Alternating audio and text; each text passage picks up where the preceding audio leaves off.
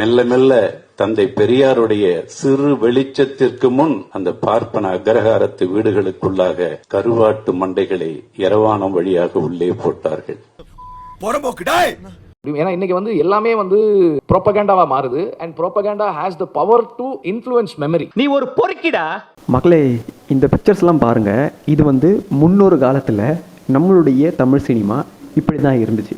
இந்த படத்தை நடித்தவங்க எந்த இனம்னு யாரும் பார்க்கல, அவங்க எந்த மொழி பேசுகிறாங்கன்னு யாரும் பார்க்கல, அவங்க எந்த இடத்துலேருந்து வந்தாங்கன்னு யாரும் பார்க்கல. ஆனால் இந்த படத்தில் எல்லாத்துலேயுமே என்ன முக்கியமான கருத்து சொன்னாங்கன்றது தான் எல்லாருமே பார்த்தாங்க. இதில் புராணக்கதை வந்துச்சா, போலிக்கதை வந்துச்சா, உருட்டுக்கதை வந்துச்சான்னு யாருமே தேடலை, ஆராயலை, எதுவுமே பண்ணலை. ஆனால் இந்த படங்களில் சொல்லப்பட்ட பக்தி கருத்துக்களை மட்டும் இவங்க என்ன பண்ணிக்கிட்டாங்கன்னா நம்ம மக்கள் ஏற்றுக்கிட்டாங்க.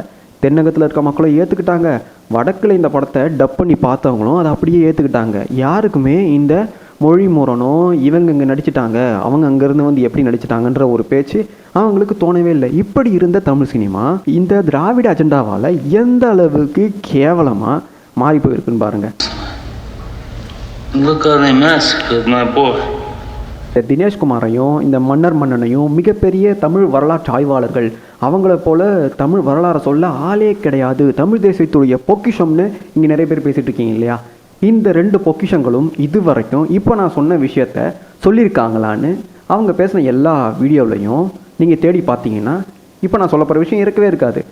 இவனுங்களுடைய அஜெண்டா என்ன? இவனுங்களுடைய அஜெண்டாவே தமிழ் தேசியம்னு பேசி இந்த தமிழர்களை இந்துக்களோடு இணைய விடாமல், போன இதுலேயே ஒரு ஈழத்தமிழர் ஸ்க்ரீன்ஷாட் காட்டினேன் இல்லையா, அவருக்கு இருக்க அந்த அறிவும் புரிதலும் இங்கே இவனுங்களுக்கு இல்லாமல் இவனுங்க ரெண்டு பேரும் இவனுங்கள மாதிரியான ஆட்களும் சேர்ந்து தமிழ் தேசியம் என்ற பெயரில் தமிழர்களை இந்தியாவோடு ஒன்றிணைய விடாமல், இந்துக்கள் அப்படின்ற அடையாளத்தோடு ஒன்றிணைய விடாமல் பிரித்து இங்கே ஒரு ஈழத்தில் நடந்த அதே விஷயத்தை பண்ணணும்னு இது மாதிரியான ஆட்கள் திருட்டு வேலையை பார்த்துட்டு இருக்காங்க. அதுலேயும் குறிப்பாக சங்க இலக்கியத்தில் சொல்லப்படாத விஷயத்தையும் நம்ம தமிழர் வரலாற்றில் வாழ்வியலில் இல்லாத விஷயத்தையும் இவனுங்க என்னமோ இருந்து பார்த்த மாதிரி, அந்த காலத்தில் புலவர்களாக வாழ்ந்த மாதிரியும் இஷ்டத்துக்கு உருட்டிட்டு இருக்கானுங்க. இவனுங்களை போய் தமிழ் வரலாற்று பொக்கிஷங்கள்னு சொல்கிறதெல்லாம் எவ்வளோ பெரிய கேவலம் தெரியுமா? அது இந்த விஷயத்த நான் சொல்கிறேன், முருக பக்தர்னு நீங்கள் இன்றைக்கி திடீர்னு உருள்ற அத்தனை பேருக்கும் நான் சொல்கிறேன், இதை கேட்டு உங்களுக்கெல்லாம் சூடு சுரணை வரலன்னா, இதை கேட்டும் நீங்கள் தமிழர்கள் இந்துக்கள் கிடையாது, என்னுடைய முப்பாட்டம் தான் முருகன் வந்து மன்னனாக பிறந்து அவன் நம்மளை மாதிரி சாதாரணமாக வாழ்ந்து இறந்தான் அப்படின்ற ஒரு கான்செப்டில் நீங்கள் இருந்தீங்கன்னா, உண்மையாகவே சொல்கிறேன், உங்களுக்கு என்னவோ அதை அந்த முருகனே தருவான் கண்டிப்பாக. கிறிஸ்டனைசிங் முருகன் என்ன ப்ரோ சொல்கிற? முருகனை கிறிஸ்தவராக மாற்றணும்னு பார்க்குறாங்களா? எஸ். இது எப்போ ஆரம்பிச்சதுன்னு பார்த்தீங்கன்னா 90s ஆரம்பிக்குது. இதை யார் ஆரம்பித்ததுன்னு பார்த்தீங்கன்னா தெய்வநாயகம். உங்கள் எல்லாருக்குமே தெரியும். இந்த தெய்வநாயகத்தை பின்பற்றிய ஒரு ஆள் தான் ஜான் சாமுவேல். இந்த ஜான் சாமுவேல் என்ன பண்ணுறாருன்னா இன்ஸ்டிடியூட் ஆஃப் ஏஷியன் ஸ்டடீஸ்ன்ற ஒரு விஷயத்த என்ன பண்ணுறாருன்னா நிறுவுறாரு. அதில் அவங்க என்ன பண்ணுறாங்கன்னா ஒரு புத்தகத்தை வெளியிடுறாங்க. என்ன புத்தகம்னு பார்த்தீங்கன்னா தமிழர்களுடைய பாரம்பரியத்தில் சுப்பிரமணியம் முருகன் அப்படின்ற புத்தகத்தை இவங்க வெளியிடுறாங்க. இந்த புத்தகத்தை எழுதினது யாருன்னு பார்த்தீங்கன்னா செக் ஸ்காலரான கமில். இந்த கமில் அதில் என்ன எழுதியிருக்காருன்னு பார்த்தீங்கன்னா முருகர் வந்து, அதாவது முருகர் இருந்த காலத்தில், முருகர் வந்து மனிதர், அவர் வாழ்ந்த காலத்தில் நம்முடைய தமிழர்கள் செகுலாரிச பார்வையோடு இருந்தார்கள், அவர்களுக்கு எந்த மதத்தின் மீது வெறுப்பும் இருந்ததில்லை அப்படின்ற கருத்தை அதில் சொல்லிட்டு, இந்த பக்தி காலத்தில்தான் இந்த தமிழர்களுக்கு பல மதங்கள் மீதும் பிற மதங்கள் மீதும் இது மாதிரியான ஒரு தீய எண்ணம் உண்டாச்சுன்னு யார் சொல்கிறது? செக்நாட்டில் இருந்த ஒரு ஸ்காலர்னு சொல்லிட்டு தெரியுற அந்த கமில் என்ற கிரிப்டோ சொல்லியிருக்கு. இதை வந்து இந்த புத்தகத்தை வந்து பப்ளிஷ் பண்ணது யாருன்னு பார்த்தீங்கன்னா இந்த ஜான் சாமுவேல். இந்த ஜான் சாமுவேல் யாருன்னு பார்த்தீங்கன்னா தெய்வநாயகம் சொல்லியிருக்க இந்த திருவள்ளுவர் எங்கள் கிறிஸ்தவ மதத்தை சேர்ந்தவர் தான், தோமா சொன்னதை கேட்டு தான் இவர் வந்து இந்த திருக்குறளை எழுதினார், இந்த திருமால், விஷ்ணு, முருகர் இது எல்லாமே கிறிஸ்தவத்திலிருந்து வந்த கடவுளர்கள் தான்னு உருட்டி வச்சிருக்காங்க இல்லையா, அந்த தெய்வநாயகத்துடைய சீடர் தான் இந்த ஜான் சாமுவேல். இவர் இந்த புத்தகத்தை பப்ளிஷ் பண்ணுறாரு. இதன் மூலமாக அவங்க என்ன பண்ணணும்னு நினைக்கிறாங்கன்னா இந்த ட்ரினிட்டி, அதாவது அம்மை, அப்பன், செய், இந்த மூணு இருக்கு இல்லையா, அந்த கான்செப்ட் வந்து இங்கே கிறிஸ்டியானிட்டிலேருந்து தான் வந்ததுன்னு அந்த புத்தகம் மூலமாக என்ன பண்ணுறாங்கன்னா நிறுவுறாங்க. அந்த புத்தகத்தை வெளியிட்டது யாருன்னா இந்த ஜான் சாமுவேல். அதுவும் இல்லாமல் இன்டர்நேஷ்னல் முருகன் கான்ஃபரன்ஸ் எல்லாத்தையுமே இந்த ஜான் சாமுவேல் நடத்தியிருக்கான். இந்த விஷயத்த இந்த தமிழர் வரலாறு பேசுகிற தமிழர்களுடைய பொக்கிஷம் அப்படின்னு சொல்லிட்டு சுற்றுற இந்த 2 பேர் இருக்கானுங்க இல்லையா, இவனுங்களையா பேசுனது? இல்லை தமிழ் தேசியம் பேசுகிறேன்னு சொல்கிற எத்தனை பேருக்கு இந்த விஷயம் தெரியும்? ஜான் சாமுவேலுக்கு முருகருக்கு என்ன சம்பந்தம்? இவங்க 2 பேருக்கும் இந்த முருகருக்கும் என்ன சம்பந்தம்? இவங்க எதுக்கு முருகரை பற்றி பேசணும்? இவங்களுக்கு ஏன் முருகருடைய வாழ்க்கை வரலாறு, முருகர் ஒரு மனிதராகத்தான் பிறந்தார், முருகர் இருந்த காலத்தில் இந்த தமிழர்கள் செகுலரிசத்தோடு இருந்தாங்க, இப்போ பக்தி மூமெண்ட்டில் அதாவது பக்தி காலத்தில் இவங்க எங்களுடைய இனம் எங்களுடைய மதம்னு இவங்க ஏன் தனியாக பேச ஆரம்பித்தாங்கன்னு இவனுங்க ஏன் இதை பேசணும்? இதுக்கு பின்னாடி இருக்க அஜெண்டா என்னென்னா, இந்த முருகனை, அதாவது தமிழ்நாட்டில் தமிழர்கள் ரொம்ப முக்கியமாக முதல் கடவுளாக மூலக்கடவுளாக வழிபாடு செஞ்சுட்டு வந்த இந்த முருகனை, இந்த இந்தியா முழுக்க வழிபாடு செஞ்சுட்டு வந்த முருகனை, இந்த உலகம் முழுக்க வழிபாடு செஞ்சுட்டு வந்த முருகனை இவனுங்க என்ன பண்ணுறானுங்கன்னா மிய மோட்டலாக ஆக்கிட்டு தங்களுடைய மதத்தில் கர்த்தர் பிதா இவங்க தான் முக்கியமான கடவுள், இவங்களிலிருந்து தான் இவங்க வந்தாங்கன்ற ஒரு கான்செப்டை இவனுங்க 90ஸ்லேயே ஆரம்பிச்சிட்டானுங்க. 90ஸ்லன்னு கூட சொல்ல முடியாது, 70s 80ஸ்லேயே இவனுங்க இதுக்கான வேற போட்டுட்டானுங்க. ஆனால் இது தெரியாமல் இன்னை வரைக்குமே தமிழர்கள் இந்துக்கள் இல்லைன்னு இது மாதிரியான ஈன இழிபிறவிகள் பேசிகிட்டு இருக்கானுங்க. சரி, தமிழர்கள் இந்துக்கள் கிடையாது, தமிழர்களுக்கு ஏதாவது உதவி பண்ணணும் இல்லையா? இங்கே புளியந்தோப்பு சென்னையில், ஆமாம், இங்கே என்ன நடந்துச்சுன்னா ஜூலை 10ஆம் தேதி 70 வருட பவானி அம்மன் கோவில், அந்த கோவிலை என்ன பண்ணணும், ரீகன்ஸ்ட்ரக்ட் பண்ணுறதுக்கு அங்கே இருந்த கிறிஸ்தவர்கள் விடலை. தமிழர்கள் அந்த கோயிலை வழிபாடு செஞ்சுட்டு இருக்காங்கப்பா. நீ தான் சொல்றியா ஆரியர்களும் கிடையாது பிராமணர்களும் கிடையாது, அங்கே தமிழர்கள் வழிபாடு செஞ்சுட்டு இருக்காங்க. 70 ஆண்டு கால பழமையான கோயில், அந்த பழமையான கோவிலில் ரீகன்ஸ்ட்ரக்ஷன் பண்ணுறதுக்கு இவங்க யார் அனுமதி கொடுக்கல? அந்த கோவிலுக்கும் கிறிஸ்தவர்களுக்கும் சம்மந்தமே இல்லை, ஆனால் அவங்க அனுமதி கொடுக்கல. எதுக்கு? ரீகன்ஸ்ட்ரக்ட் பண்ணுறதுக்கு. அந்த பிரச்சனை தெரிஞ்சதும் அங்கே யார் வந்ததுன்னு பார்த்தீங்கன்னா, இந்த மன்னர் மன்னனும் வரல, இந்த தினேஷ்குமாரும் வரல, தமிழ் தேசியம் பேசிட்டு முருகன் என்னுடைய முப்பாட்டன் சொன்ன யாருமே வரல. அங்கே வந்தது யார்? இந்து முன்னணியைச் சேர்ந்த தமிழர்கள், இந்து முன்னணியைச் சேர்ந்த தமிழ் இந்துக்கள். அவங்க என்ன பண்ணாங்க, இதை பற்றி பேசி காவல்துறைக்கிட்ட புகார் கொடுத்து இதை சரி பண்ணாங்க. நீங்கள்லாம் எங்கே போய் எங்கே பிடுங்கிட்டு இருந்தீங்க? பாரி சாலமன் கான்லாம் என்ன பண்ணிட்டு தான் தெரியவே இல்லையே. தினேஷ், நீங்கள் உட்காந்து உருட்டுறதுக்கு மட்டும்தான் லாய்க்கி. இதில் நாம் தமிழர் கட்சியாவது பரவாயில்ல, அவங்க ஃபீல்டில் நிறைய விஷயத்த பண்ணியிருக்காங்க. ஆனால் நீ இங்கே யூடியூப்பில் உட்காந்துக்கிட்டு என்னமோ பெரிய மகான் மாதிரி உட்காந்து இங்கே உருண்டுட்டு இருக்க. நீயும் அப்படி தான், இந்த மன்னர் மன்னனும் அப்படி தான். உங்களுடைய அஜெண்டா என்னென்னா தமிழர்கள் இந்துக்கள் இல்லைன்னு சொல்லிட்டு சங்க இலக்கியத்தில் இல்லாததையே சொல்லி ஊரை ஏமாத்துற வேலையை பார்த்துட்டு இருக்கீங்க. இப்போ நான் சொன்னேன் இந்த ஜான் சாமுவேல் விஷயம் உங்களுக்கு தெரியுமா? முக்கியமாக நம்மளுடைய முருக கடவுளை என்ன பண்ணுறாங்கன்னா கிறிஸ்டியனா மாற்ற முயற்சி பண்ணிட்டு இருக்காங்க. அதெல்லாம் உங்களுக்கு தெரியலையாடா? முருகன் கிறிஸ்டியனா மாறலாம், ஆனால் முருகனை இந்துக்கள் கும்பிடுறாங்க, தமிழர்கள் இந்துக்கள்னு சொன்னால் உங்களுக்கு பொத்துக்கிட்டு வந்துருமாடா? என்டிஆர் முருகனை பற்றி படம் எடுத்தா இவங்களுக்கு கோபம் வந்துடுதான். அவர் தெலுங்கரான். தெலுங்கர்களே நீங்கள் எங்களுடைய முருகரை அபகரிக்க முயற்சி பண்ணாதீங்கன்னு பயங்கரமாக கொதிச்சுட்டு இருந்தாங்க 5 நாளாக. இப்போ தனுஷ் தமிழ் முருகன் அப்படின்னு சொன்னதும் அப்படியே பயங்கரமாக சோஷியல் மீடியாவில் எங்கள் தலைவர் வந்துட்டாரு, எங்கள் தலைவர் பாத்தியா, தெலுங்கர்களே நாங்கள் உங்களை ஓட விட்டுட்டோம் அப்படின்னு உருண்டுருக்கானுங்க. இப்பேற்பட்ட தமிழினம் கண்டிப்பாக தற்குறி தருதலைகளாக தான் போய் சேருமே தவிர இதுங்களுக்கு பிறக்கிறதுங்களும் தற்குறிகளாக தான் இருக்க போகுங்க. என்டிஆர் தெலுங்கர்னா தனுஷ் யாரா தற்குறிகளா?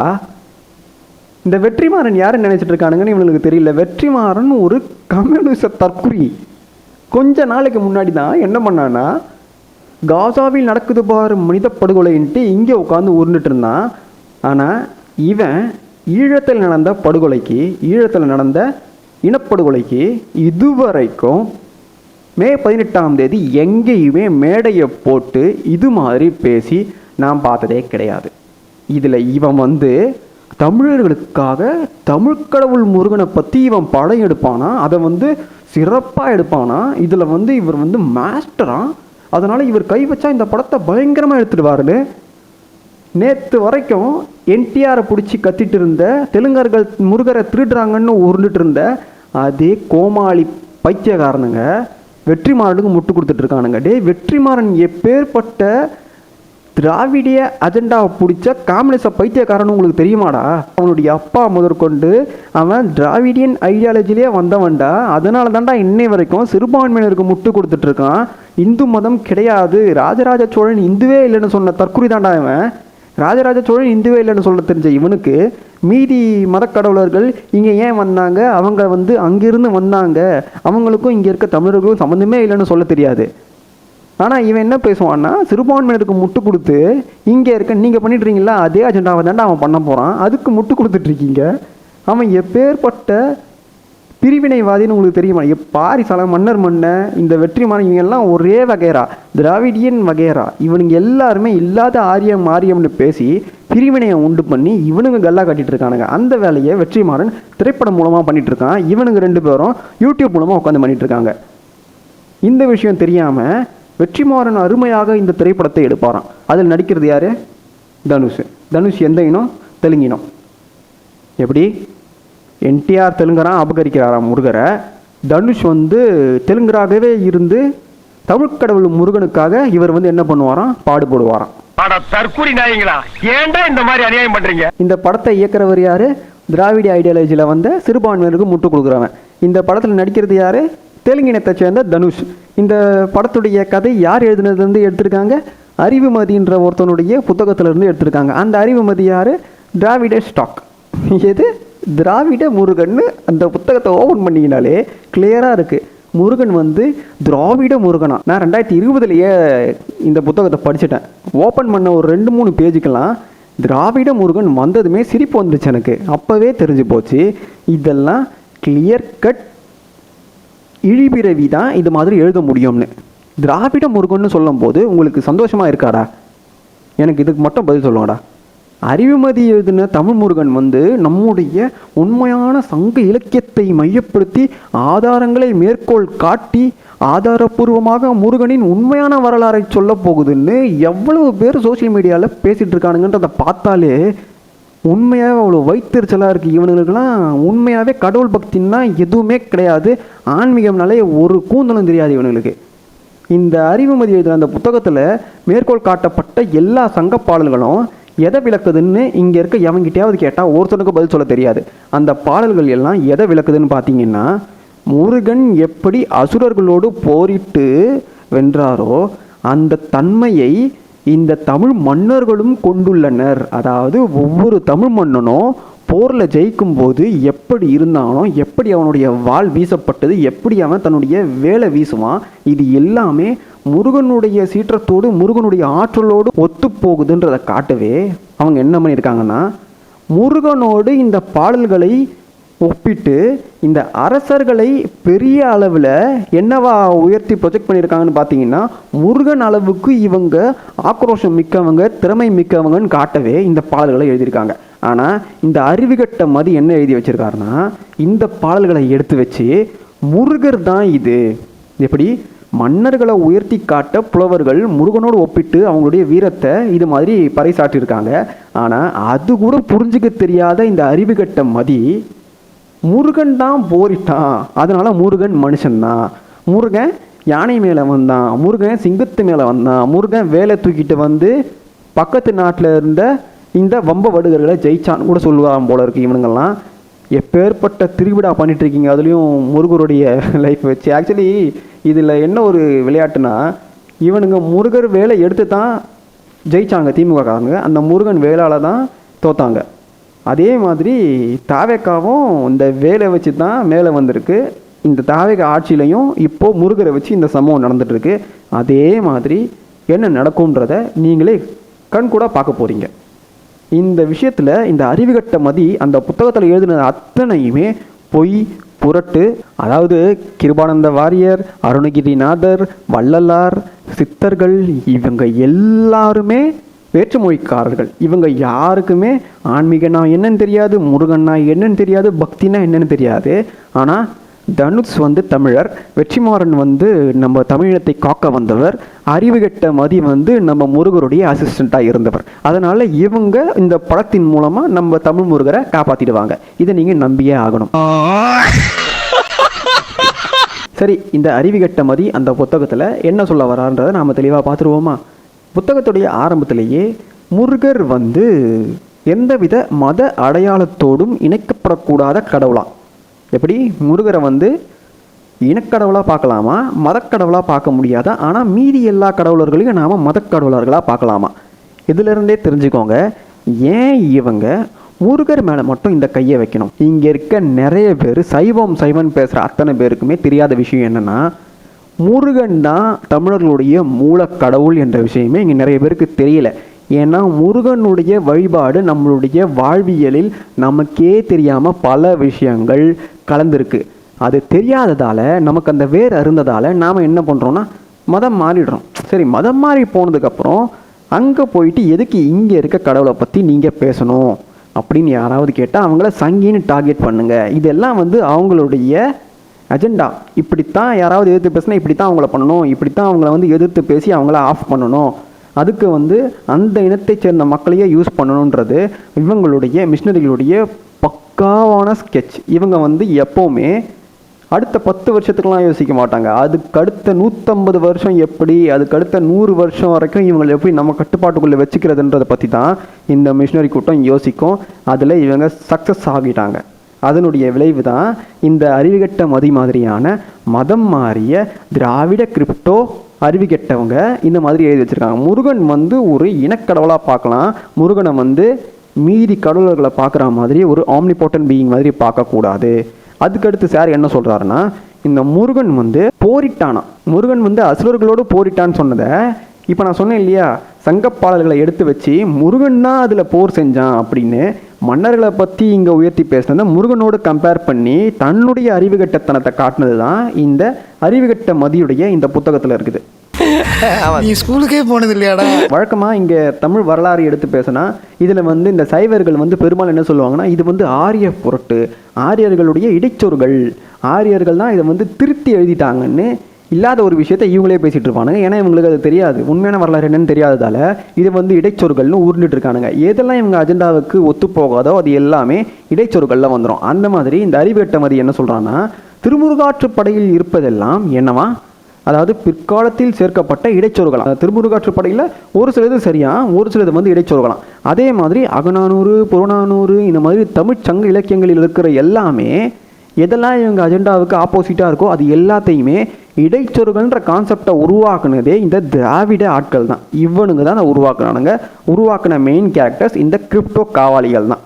இவனுங்க இதை உருவாக்குனதை யார் பிடிச்சிக்கிட்டான்னு பார்த்தீங்கன்னா, நம்ம தமிழ் தேசியம் பேசுகிற ஆட்களே இதை உண்மைன்னு நினச்சி இன்னை வரைக்குமே இடைச்சொற்கள்னு பேசிகிட்டு இருக்கானுங்க. எப்படிடா இடைச்சொற்க முடியும்? எப்போவோ வந்த ஓலைச்சுவடிகளிலிருந்து பதியெடுக்கப்பட்டது இங்கே இடைச்சொற்களில் எப்படி நிற்கும்? இதுக்கு பதிலை அவனால் சொல்ல முடியல. அதில் ஊவே சாமிநாத ஐயர் தாத்தா இடைச்சொருகிட்டாராம். திருக்குறளையும் அவர் தான் என்ன பண்ணிட்டா, இந்த ஆதி பகவான்ற மாதிரியான வார்த்தைகளையும் இடைச்சொருகிட்டார்னு ஒரு தற்குறி கூட்டம் சொல்லிட்டு சுற்றுது. ஏன்டா அவருக்கு வேற வேலை வெட்டியே இல்லையாடா? அடுத்து என்ன உருட்டி வச்சிருக்காருன்னு பார்த்தீங்கன்னா, இந்த அறிவுகட்ட மதி சிலப்பதிகார வரிகள் எல்லாத்தையும் போட்டு, பார்த்தீங்களா முருகன் நாவாயில் போய் கடற்போரிலும் சிறந்தவனாக விளங்கி இருக்கிறான் அப்படின்னு உருட்டி, நான் சொல்லவில்லை சிலப்பதிகாரத்தில் அவர்களே சொல்கிறார்கள்னு வேற உருட்டி வச்சிருக்காரு. சிலப்பதிகாரத்தில் இந்த சொன்ன விஷயம் முருகனுடைய அந்த ஆற்றலை பற்றி குறிக்க இந்த விஷயத்த சொல்லியிருப்பாங்க. அதில் கண்ணகி அதில் வந்துடுவாங்க. அந்த மேட்ரப்போ தான் இந்த பாடல் வரிகள் வரும். இதை சார் எப்படி திரிச்சு வச்சிருக்காருன்னு பாருங்க. நெய்தல் நிலத்தில் வருணனை ஒதுக்கிட்டு முருகன் அந்த இடத்தில் சிறந்தவன் அப்படின்றத சார் இல்லாத ஒரு விஷயத்த, தமிழ் முன்னோர்கள் பண்ணாத ஒரு விஷயத்த சார் பண்ணி வச்சிருக்காரு. ஏன்னா இவர் மிகப்பெரிய புலவர் இல்லையா, இந்த புலவருக்கு அந்த காலகட்டத்தில் நடந்த எல்லாமே தெரியும் இல்லையா, அதனால் ஐயா இப்படி உருட்டி வச்சிருக்காரு.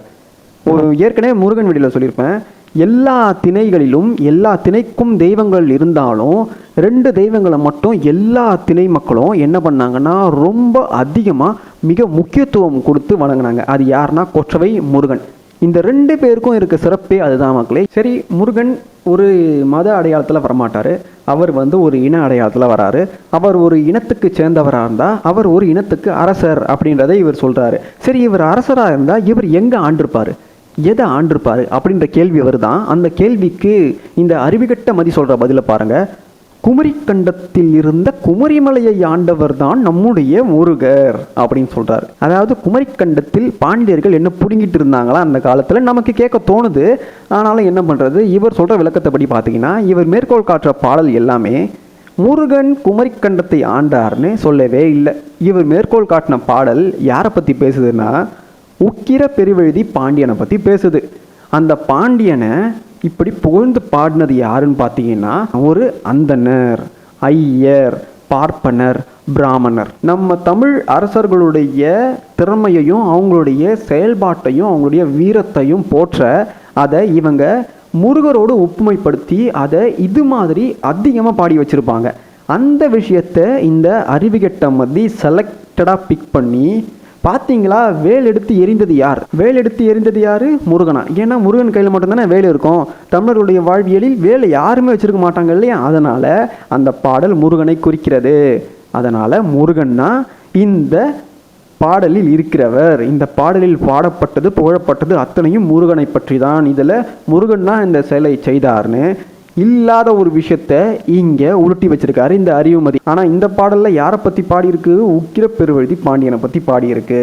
கிளியராக இந்த விஷயம் சாதாரணமாக 4வது 5வது படிக்கிற குழந்தைங்க கிட்ட கேட்டாலே தெரிஞ்சிடும், இந்த பாடலை பார்த்தாலே புரிஞ்சிடும். ஆனால் இந்த அறிவுகெட்ட மதி எப்படி திரித்து வச்சிருக்கான்றதை நீங்களே பாருங்க. பாண்டிய மன்னனை புகழ்ந்து பாடியிருக்காங்க, அவங்களுடைய வீரத்தை அழகாக பாடியிருக்காங்க.